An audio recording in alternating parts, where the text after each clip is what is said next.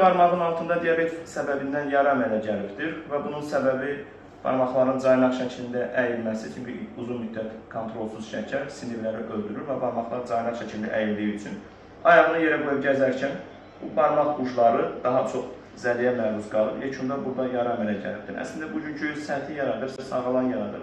Yaranı necə sarğın edəcəyik? Əvvəlcə gündə bir dəfə və ya bəzən də 2 dəfə lazım gəlir. Sprey vurduq.